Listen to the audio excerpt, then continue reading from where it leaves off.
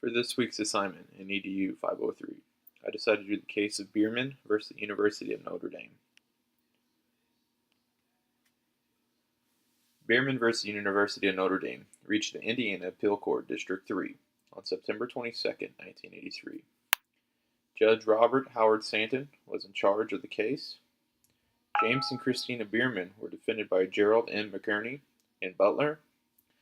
The University of Notre Dame was defended by John E. Doran, David T. Reddy, and South Bend.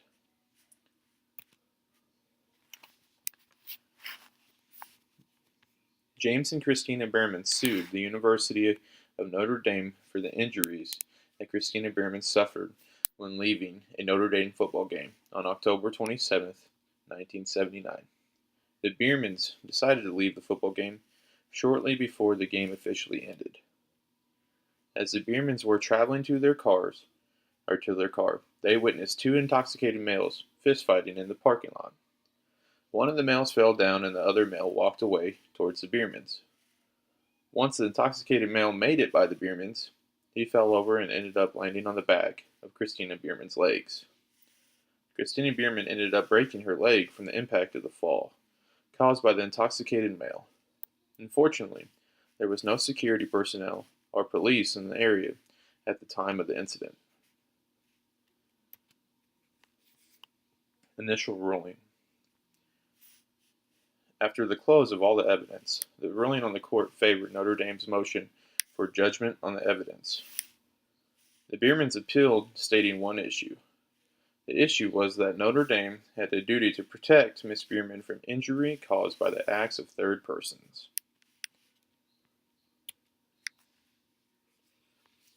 Arguments from the Bearmans' perspective. James and Christina Bearman argued that Christina was a business invitee of the University of Notre Dame. Therefore, Notre Dame owed her a duty to protect her from injury caused by the acts of other persons on the premises. Notre Dame's argument. Notre Dame argues that absent notice or knowledge of any particular danger to a patron, the university cannot be held liable for the acts of third persons. Important information pertaining to the case. It is axiomatic that the conduct of a person will give rise to an action for negligence only if the person owed a duty to the plaintiff to confirm his actions to the standard of care. The existence of such duty is a question of law.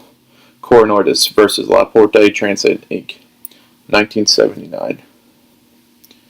Generally, the operator of a place of public entertainment owes a duty to keep the premises safe for its invitees. Corey v. Ray, 1944.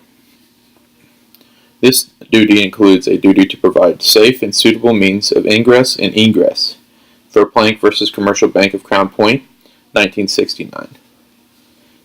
A duty to exercise ordinary and reasonable care to protect a patron from injury caused by third persons, 86, CJS Theaters and Shows. However, the inviter is not the insurer of the invitee's safety.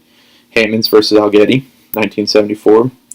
Before liability may be imposed on the inviter, it must have actual or constructive knowledge of the danger. Ruling. The courts of appeals ended up overturning the decision of the trial based on the precedent of the Restatement of Torts, 1956, ruling in favor of Mr. and Mrs. Bearman. A possessor of land who holds it open to the public for injury for his business purposes is subject to liability to members of the public while they are upon the land for such purposes.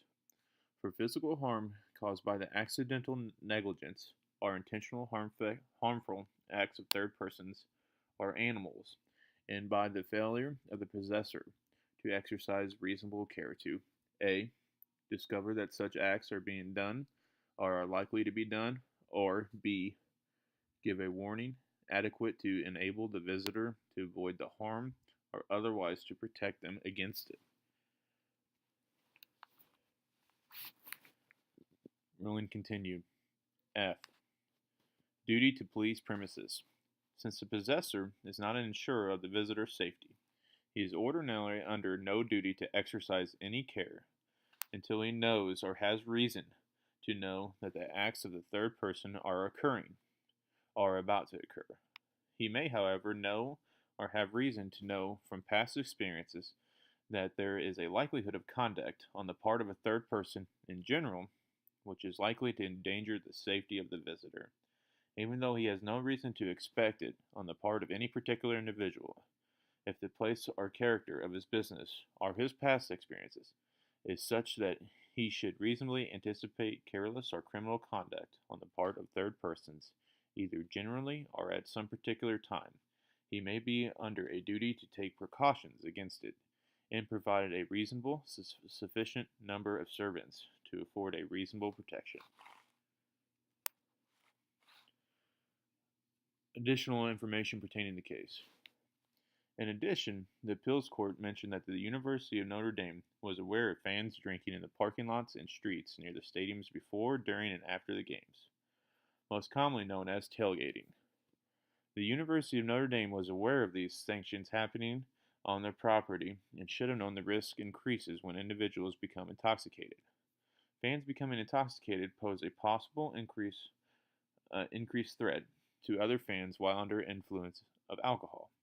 Notre Dame should have taken the responsibility to provide extra precautions like security, local police, and parking lot attendants in designated tailgating lots, so they can protect all members and attendants.